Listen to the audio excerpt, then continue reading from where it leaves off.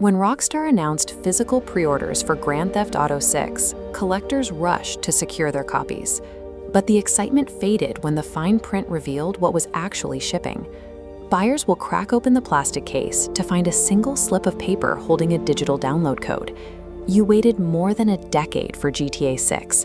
You finally open the box, and there's no game inside. This launch may be the moment the physical disc finally becomes a relic. Subscribe to Vice Files as they investigate exactly how the industry is quietly killing ownership. In October of 2000, fans lined up around city blocks to purchase the PlayStation 2 and its physical software. During this era, holding the disc meant you held the actual product. That tangible format guaranteed specific consumer rights.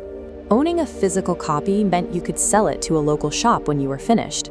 Lending it to a friend was as simple as handing them a plastic box, and the software would run completely offline, indefinitely. The shift away from those rights began quietly. Digital storefronts like Steam and the PlayStation Network arrived with an incredibly appealing offer: instant access. Players no longer needed to drive to a retailer or manage stacks of plastic cases. But prioritizing that convenience required a massive compromise. Without realizing it, players were being trained to surrender absolute possession in exchange for immediate downloads. Some fans assumed the empty GTA 6 box was a temporary anti-leak measure, but verified customer support emails, later confirmed by industry reporting, state clearly that Rockstar has no plans to print discs for the game, even months after launch. This is a calculated industry maneuver. The world's largest software publishers are acting under the direction of the major console creators, who control the hardware ecosystem. Sony made their intentions explicit in a recent announcement regarding their hardware strategy, declaring that physical disc production for all new games releasing on PlayStation consoles is ending. The company established a hard deadline. After January 2028, every new title entering the PlayStation ecosystem will be restricted exclusively to digital formats. Microsoft is executing an identical strategy. From the massive original hardware revealed 2 decades ago, they have pivoted to the discless Xbox Series S, a heavy reliance on the Game Pass subscription model, and internal plans to abandon disk drives entirely on future hardware. The hardware giants and software publishers are operating in lockstep. Together, they are systematically dismantling the physical infrastructure of the gaming market.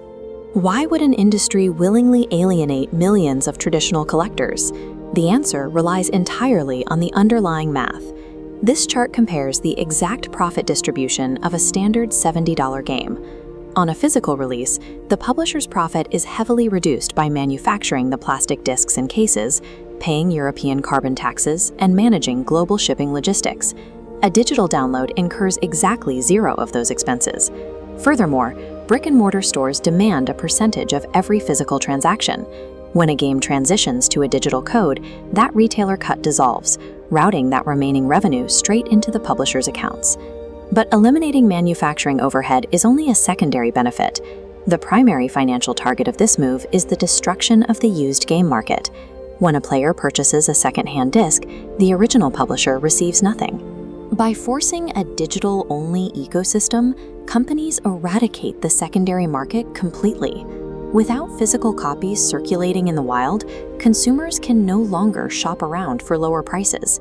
The digital storefront holds an absolute, unchallengeable monopoly over the cost of entry. Modern players are effectively short-term tenants, paying full retail price for a conditional license that can be revoked at any time. The death of the physical disc is not a byproduct of technological evolution. It is a highly engineered strategy to maximize corporate profit margins and achieve total market control. Beyond the financial shift, digital dependency creates a risk of total cultural erasure. When a title stops generating revenue, the plug is pulled. Access is regulated by DRM, or Digital Rights Management. This invisible software tether requires a player's console to constantly ping a corporate server to validate that they still have permission to launch the game they purchased. The consequences are already visible. Recent server shutdowns have rendered titles completely unplayable, while unexpected account bans have wiped out entire digital libraries overnight. The files exist on the local hard drive, but the central server refuses to unlock them. This graph compares the historical preservation timeline of physical media against the projected 10-year lifespan of digital-only licenses. Like early silent films, permanently lost because studios saw no commercial value, games are trapped behind expiring server architecture. A server shutdown makes extinction inevitable. Current copyright laws heavily restrict intervention. If archivists, museums, or groups like the Video Game History Foundation attempt to bypass DRM to save dying software, they risk facing massive fines for piracy. A digital-only future practically guarantees that entire generations of interactive media will simply cease to exist the moment they are no longer profitable for a corporation to host. Which brings the timeline right back to the empty box sitting on a retail shelf. Grand Theft Auto 6 is serving as the video game industry's ultimate stress test for absolute consumer compliance.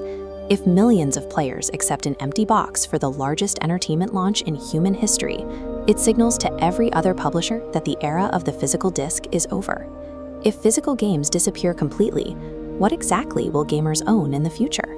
If you enjoyed this investigation, subscribe to Vice Files for more documentaries uncovering the stories shaping the future of gaming.